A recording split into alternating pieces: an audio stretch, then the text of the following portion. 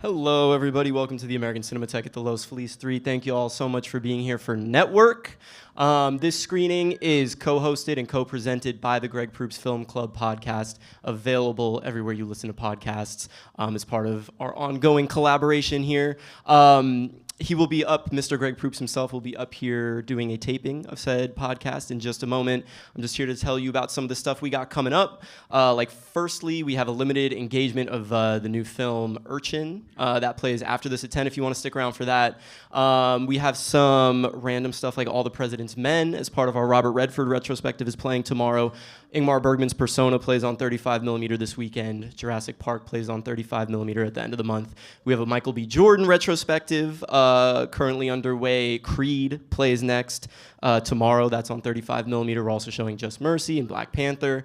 Lots of really cool stuff going on here as well, of course, as the Arrow and the Egyptian. So check our calendar at americancinematheque.com for the full lineup of everything that's going on. I want to give a huge thank you to everyone in here who is a Cinematheque member, because none of this would be happening without you guys. We are a member-supported nonprofit, and all of these screenings are only happening because of you guys. So thanks so much as always. The very last thing that I am going to say is just please, once the film starts, keep your phones away. We have a very strict no phone policy in here, and just no talking, all that courteous stuff. Be good to everyone around you and enjoy the film. But now, the man you're here to see, please help me welcome to the stage your host, Mr. Greg Proops.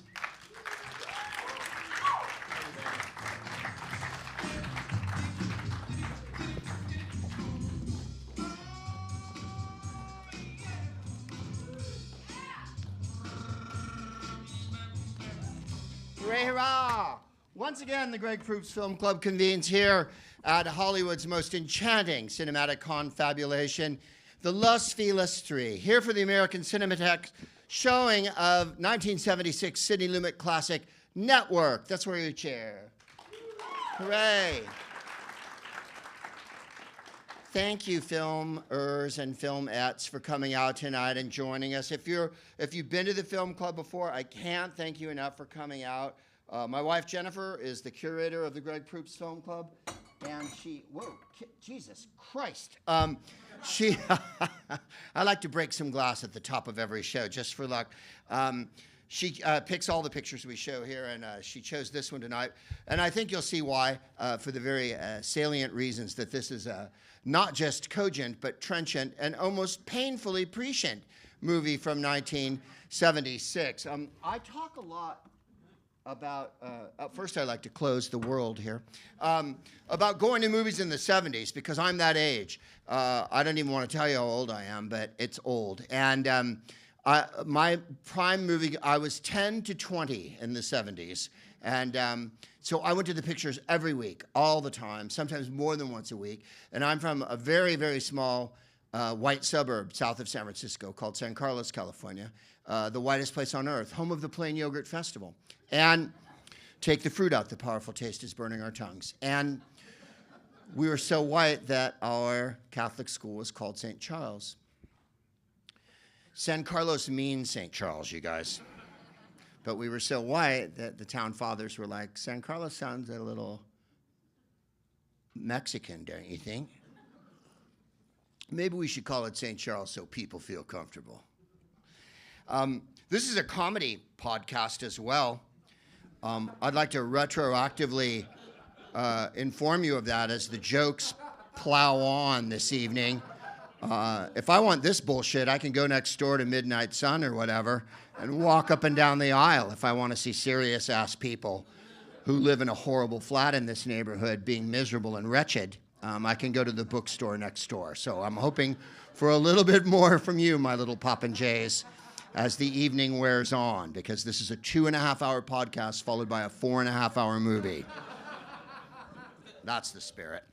So, going to movies in the 70s, what was it like, Greg? Well, the candy was dirt cheap. It was like a quarter and shit like that, and 50 cents, quarter for a Coke, whatnot. The price of movies went up in my hometown. We went to see Dr. Dolittle with Rex Harrison, and the Laurel Theater went from charging 50 cents to 75 cents, which cut into the dollar that my mother gave me to go to the movies. Yeah, you could go to the movies for $1 for the whole day, watch 2 movies, and then you had to keep a dime so you could call your mother to come get you and whatnot at the end of the picture. So I saw pretty much every movie of the 70s. And this movie's from 1976. Now, I was in high school then, and that was the bi-curious centennial year that we had. We were really celebrating 200 years of American democracy. And of course, when I mean democracy for those of us who lived in white suburbs. For the rest of America, there wasn't as much democracy as there could have been, kind of like now. We were very happy to, actually, I was wildly, not particularly. I mean, all I wanted to do was move to San Francisco and get the fuck out of my little town. As Lou Reed said in one of his brilliant songs called Small Town, the best part of living in a small town is getting the fuck out. You can romanticize small towns all you like, but they're a bummer. And thank you. I'm sure there's people here from that part of the country, what do they call it? The Midwest? You know, Iowa and Dakota and Indianapolis, those places. People come from, you all right? People come from when people pop up like that, it fucking frightens me, I'll be honest. Oh, you're the photographer. Hey, baby. Jesus. And then this is a very filmic one. Like I'm some kind of academic scholar and not just some stoner dropout. Yeah, very interesting. Very interesting use of chiaroscuro in the cinematography. So we would go to the pictures, and Faye Dunaway, I have to say, was someone that I had an enormous crush on. She wasn't the first person that I ever had a crush on in the movies. My parents took me to see Mary Poppins at the drive-in when I was 5 years old. Thank you. No, not the remake, but the original, with Julie Andrews and Dick Van Dyke, who, by the way, are both still alive, so hello. And the original Mary Poppins, I was in, I believe we called them footsie pajamas, in the back seat of the station wagon. And I was like, oh my God, Julie Andrews is so beautiful. And she looks after children, and she's really cool, and she flies. So what wasn't to like? Then as I got a little older, of course, we all went through the Marion on Gilligan's Island phase when I was young, and Yeoman Janice from Star Trek. But when you start going to the pictures, Faye Dunaway, I think, in my opinion, and Glenda Jackson are the two most outstanding white actresses of the 70s. They're just astonishing. And this is really... Faye Dunaway made a load of great movies. This is a scintillating role for her. And she did get the Academy Award for it. And she was very, very happy to get the Academy Award for it. And you may know the famous photograph of her. The day after she got the Oscar, Terry O'Neill, who I believe, I don't know if she was married to at the time, but later she married him, the photographer, took a picture of her at her mansion in LA. She's sitting next to the pool in a satin robe with very sexy, strappy sandals on. And there's trades all over the table, right? You see Variety and the Hollywood Reporter and whatnot, and telegrams, because it's the 70s, everywhere. And her Oscar sitting in the middle of the table next to the pool. And she's going like this. Just sexy as hell. And I worship her for that. Faye Dunaway not only brought humor and unbelievable vibrating sexuality to the screen, but she was extraordinarily glamorous as well, on top of being very funny. Now, I don't know, let's just go through a couple of her movies. Little Big Man, where she has a supporting role. The Thomas Crown Affair, I don't know if you've ever seen that one, where she plays a sort of highfalutin insurance adjuster. Yeah, but it's very sexy. With what? Yeah, and her wardrobes in all of these movies, by the way, are to die for. She was stick thin, and before they made Bonnie and Clyde, they were talking about different actresses to play Bonnie in the movie, Bonnie Parker. And Bonnie and Clyde was her first big smash movie. And Warren Beatty produced it, and Arthur Penn directed it. And I'm not kidding, before she made the movie of Bonnie and Clyde, they said, could you lose 30 pounds? Now, you'll see Faye Dunaway in this movie, and the idea of her losing 30 pounds is like, she would basically, you could turn sideways and not see her. So evidently, she quit eating. Now, for all the women who are here that are actresses, you're all like, yeah, go on. All the men here are like, what? Thank you. She carried on from that movie because that movie made her a giant star. Bonnie and Clyde was an enormous hit, and so was the Thomas Crown Affair. And then her 70s movies are just not to be fucked with at all. The Three Musketeers, The Four Musketeers, 3 Days of the Condor, Network, I'm forgetting one, and Chinatown, which I think she said might have been the best movie she was ever in. Chinatown's an extraordinary movie, and she's unbelievable in that movie. And I still, I think, love her a little bit better in this picture.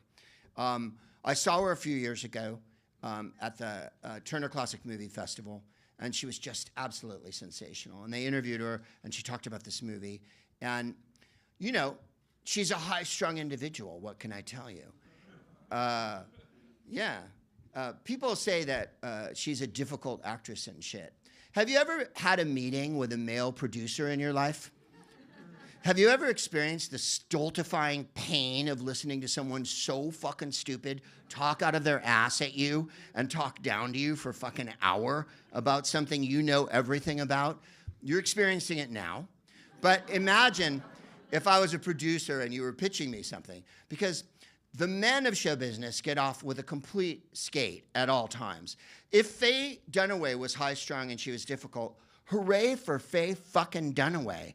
I hope she made every man's life a fucking misery that she worked with. Because the end result of everything she did is extraordinary. Polanski, when they were making Chinatown, there was a stray hair, and it was showing, in the backlit. It was backlit. And Polanski pulled her hair out on the set, and she fucking stomped off, right? And she said, I was just tired of the abuse and the humiliation. Because Polanski was, let me put it this way, autocratic. And was bossy, right? And then, of course, years later, they're both like, oh, it was great fun, and we really enjoyed making the movie together. I think at the time, they detested each other beyond all measure. Now, Sidney Lumet, who made this movie, is an actor's director. And everyone who worked for Sidney Lumet got nominated for an Oscar. And 3 people got Oscars for this movie for acting. Faye Dunaway, Peter Finch, who's also superb in this movie as Howard Beale, and Beatrice, who plays William Holden's wife in this movie. Paddy Chayefsky, who wrote the picture, also got an Oscar. So it won Best Actor, Best Actress, Best Supporting Actress, and Best Screenplay, and was not Best Picture, because the Academy is awesome. The movie that was the Best Picture in 1976 was Rocky. Now, I don't know if you've ever seen Rocky. It's fun. It's fun. It's when you could still tolerate the sight of Sylvester Stallone. So it's a halcyon bygone era. He was a young underdog when he made the movie. He'd only been in some porn films up till that point, and Bananas, and maybe Lords of Flatbush, or a couple of other pictures, and Talia Shire and whatnot. There's a lot of fantastic overacting in the movie Rocky. The legendary Carl Weathers, who, God rest his soul, is in Rocky. 1976 was a superb year for motion pictures. Taxi Driver, All the President's Men, Harlan County, USA, the documentary, Network. This is off the top of my head. I'm sure I have a list here. And Bad News Bears. So let me put it this way when we talk about actresses and what they have to go through. Jodie Foster was in 2 movies in 1976 that were both big hits. Taxi Driver, where she played a child prostitute, and The Bad News Bears, where she was on a Little League team with Walter Matthau as the drunk coach. Yeah.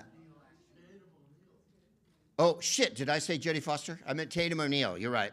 It was Tatum O'Neal, who, of course, won an Oscar previous to Bad News Bears for being in Paper Moon. Thank you for correcting me on that. I'd hate this to go out and have everyone that's listening in podcast land go, he doesn't know the difference between Jodie Foster and Tatum O'Neal. I do, actually. One was in Little Foxes. No fair guessing. Also, some super schlocktastic movies that really hold up. The Omen, where Gregory Peck has to fight the Antichrist, and Logan's Run, where, one person sort of clapped. Also, Car Wash, which is an enduring classic. And one of Jennifer's favorites, Dario Argento's Deep Red, or Profundo Rosso, as it's also known. And another Polanski movie, The Tenant, which is ookier than you could possibly imagine. And then Mel Brooks made Silent Movie, which isn't a particularly great Mel Brooks movie. And Hitchcock's last movie, Family Plot, came out that year. Faye Dunaway passed on Family Plot and took Network. So what I'm getting at is this. A Star is Born also came out that year. The one with Barbra Streisand and Chris Christopherson, which Jennifer and I tried to watch recently for fun. Sometimes you're like, okay, let's, get high and sort of camp watch something and hope that it's campy. Well, I remember going to see A Star is Born when it came out and not particularly liking it then, but thinking, well, it's been 50 years, let's give it a whirl. And no, it's just as shitty as it was in 1976. Not one thing about it is inauthentic. It's dishonest, it's horrible. Chris Christopherson's gorgeous in it and unbelievably shit-faced on coke and booze. And his character in the movie he as an actor is. And then Barbra Streisand is supposed to play a rock star whose name is Esther in the movie A Star is Born. And I love Barbra Streisand. It's one of my failings as a human. And I adore Barbra Streisand. And I read her entire biography, which is longer than Proust's box set. It's like a Thomas Pynchon novel. It's 900 pages long. And at one point, her dog passes away. And this is recently, like the last 10, 15 years, which in Barbra Streisand time is, because we live in BS time. She won an Oscar when she was 25. And so Star is Born is like 10 years after that, or 6 or 7 years after that. She went to see Chris Christopherson at the Troubadour. I'm pointing to Ori at you. The Troubadour's that way from here. And it's still there. And she said, oh my God, he was so gorgeous, he came on stage barefoot. Well, in the book, she talks about sleeping with a lot of different stars that she worked with, but she does not say Chris Christopherson because she was married to John Peters at the time, but come on. So we're watching the movie, and in the movie there's a lot of coke snorting because it's a really awesome 70s movie with aloha shirts and coke snorting. So Gary Busey is forever going, go, and people do bumps and shit, right? Now I know I forgot sometimes that I'm from the 70s and everyone else is not, and that you guys are judgmental about open drug use in movies. For instance, when I saw the movie Casino, which has Joe Pesci stabbing someone to death with a ballpoint pen, no one in the movie theater reacted to that scene. And then later in the movie, Sharon Stone did a rail in front of her daughter in the movie and goes, don't do this, honey. And I remember the whole audience went, oh! And I'm like, Joe Pesci stabbed someone with a ballpoint pen for an hour. But you were upset because someone snorted pretend coke in a pretend movie in front of someone who was not really their daughter. So I understand how audiences work. In any case, there's a lot of coke snorting in A Star is Born. But Barbra Streisand is in an entirely different movie that has nothing to do with rock. She's in like Funny Girl with Jeans. So anytime anyone does drugs in A Star is Born, Barbra Streisand's character is like, oh my God, they're getting high. You know, you're like, it's just... So this picture, Sidney Lumet was a genius director. And I'm going to say something that's going to fuck a lot of you off, and I don't care because let's have the controversy. Sidney Lumet is the director that Martin Scorsese is always given credit for being. There, I fucking said it, okay? Martin Scorsese made a couple of great movies. He really did, including Taxi Driver from this year. But Martin Scorsese also made a lot of movies with Leonardo DiCaprio in them that are unbelievable drag. And thank you, they fucking are, okay? And it's not his fault, it's the state of things. And he made what's the one with Robert De Niro where they're gangsters and their faces are CGI'd out? Oh, fuck, are you fucking kidding me? The Irishman? I would have walked out at a drive-in if I was at that movie. The Irishman was absolutely fucking hideous beyond all measure. Literally hideous. And so, but Sidney Lumet made Dog Day Afternoon, the Anderson tapes, hello, that's a weakness of mine, Network, The Verdict, and Serpico, right? Hello, those movies are unbelievably good and as good as any 70s movies that Coppola or Scorsese ever thought of making. Here's the deal with Sidney Lumet. He was a television director. He had been a child actor in Yiddish theater. Paddy Chayefsky, who wrote this picture, was also in television in the early days, the golden age, as they call it, right? In the 50s and early 60s, they did live plays on television and live teleplays. And Sidney Lumet and Paddy Chayefsky had worked together a lot. And Paddy Chayefsky won an Oscar for a picture he wrote called Marty in the 50s, which is the story of a lonely guy who goes out dancing every night trying to find a girl, and then he meets one, and of course he can't accept it because he has issues. And Paddy Chayefsky won 3 Oscars for screenwriting, and he's the only screenwriter to win 3 solo Oscars for screenwriting. You'll see why tonight when you see this movie. What are you getting at with Sidney Lumet? Sidney Lumet would have all of the actors come, and they would rehearse the movie for 2 weeks before they shot the movie. And he did that with almost every picture he made. I don't know if you've ever seen Running on Empty, or the movie about radicals from the 70s on the run. And they're liberals and they're moral and their heart's in the right place. And oh my God, they were uplifting society and trying to stick it to the man. And they killed a guy and they never answered for it. And it ruins their family's life. So these are the kind of complex issues that Sidney Lumet gets into. But having rehearsed everyone together gives the performances in this movie an unbelievable bravura. They're so incandescent that I think you'll be wildly taken in. Beatrice, who won the Academy Award for playing William Holden's wife in this movie, is on screen for maybe 7-8 minutes. Ned Beatty's on screen for less. Sorry? 5 minutes, 22 seconds. Thank you. Wow. There's a stickler over there. 5 minutes and 22 seconds. Did I exaggerate it to 7? I'm not fucking with you guys tonight. You are all over this thing. Ned Beatty, I'm not certain how long he's on for. I'm hoping for a total before the end of this podcast. But I would wager it's around 5 minutes. And they're stunning, and you'll never forget them. Sidney Lumet shot Peter Finch with 2 cameras so that he wouldn't have to reload when he does Peter Finch's giant monologues in this movie.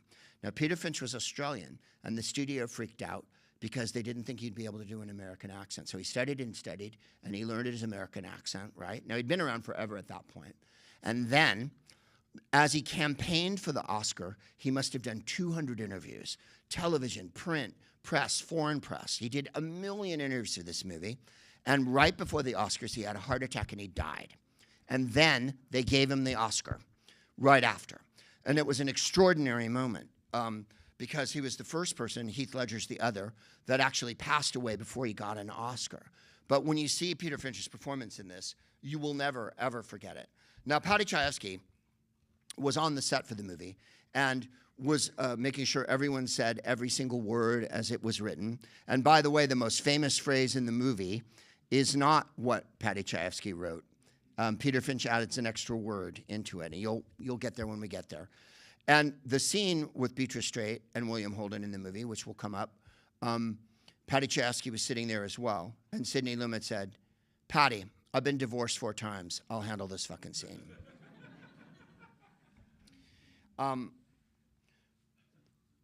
Everything that's going on today has been anticipated by this movie. At the time, the movie was considered satire. And a bunch of critics, including Pauline Kael, who was a very famous critic of the time, thought it was shouty